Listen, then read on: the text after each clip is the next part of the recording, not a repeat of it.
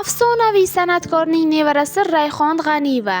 Kanalimizni ilk marta ko'rib turgan bo'lsangiz obuna bo'lishni va video ostiga like tugmachasini bosib qo'yishni unutmang. Tohir va Zuhra filmi bilan ko'pchilikka yaxshi tanish bo'lgan Nabi G'aniyevning nevarasi Rayhon G'aniyeva 1978-yilda tug'ilgan.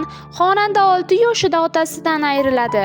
Onasi uni dastlab san'atga kirishishga qarshilik qiladi, lekin keyinchalik iste'dodini ko'rib, uni qo'llab-quvvatlaydi. Rayhon intervyularda o'z bolaligini eslashni xohlamasligini qayta takrorlaydi. Rayhon G'aniyevaning ijodi 2000-yillarda gullaydi. U ilk bor Tohir va Zuhra filmidagi qo'shiq uchun muxlislar e'tiboriga tushadi. Keyinchalik 2002-yilda yakkaxon konsert beradi va Nihol mukofotiga sazovor bo'ladi. O'sha yillar u haqida oqqon kasal ekan degan mish-mishlar paydo bo'ladi.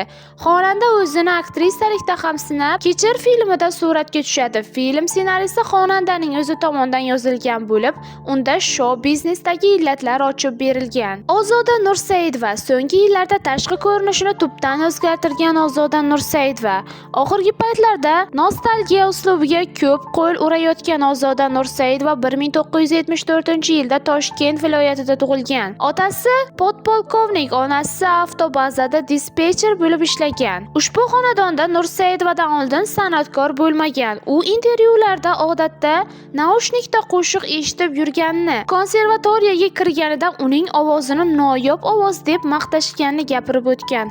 Xonanda 2000-yilda Ketma nomli taronasi bilan taniladi. Ijodining gullagan payti 2003-yilda xonanda zapretga tushadi. 2015-yilda zapretdagi stresslar sabab olingan vaznni yo'qotish maqsadida oshqozonni Turkiyada operatsiya qildiradi.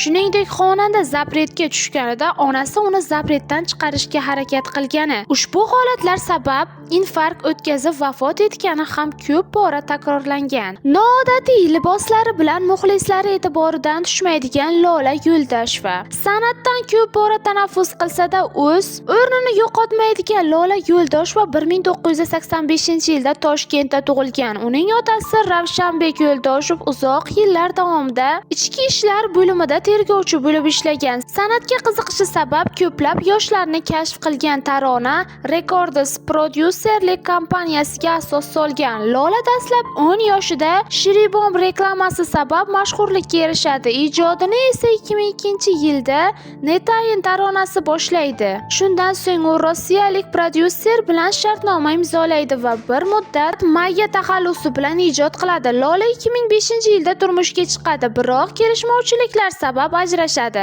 Birinchi turmushidan ajralganidan so'ng xonanda 2017-yilda yana oila quradi. Hozirda xonandaning 3 nafar farzandi bor. Lola ijodga qaytganidan so'ng o'zining noodatiy uslubdagi kiyimlari, sahna chiqishlari bilan muxlislarni hayron qoldiradi. Muxlislarni hayron qoldirdi va ko'plab muhokamalarga ham sabab bo'lgan edi. Siz Lolaning qaysi qo'shiqlarini eshitasiz? Filmlardagi qaysi rollarni sevib tomosha qilgansiz? Izohlarda yozib qoldiring. Obuna bo'lishni va video ostiga like tugmachasini bosib qo'yishni unutmang.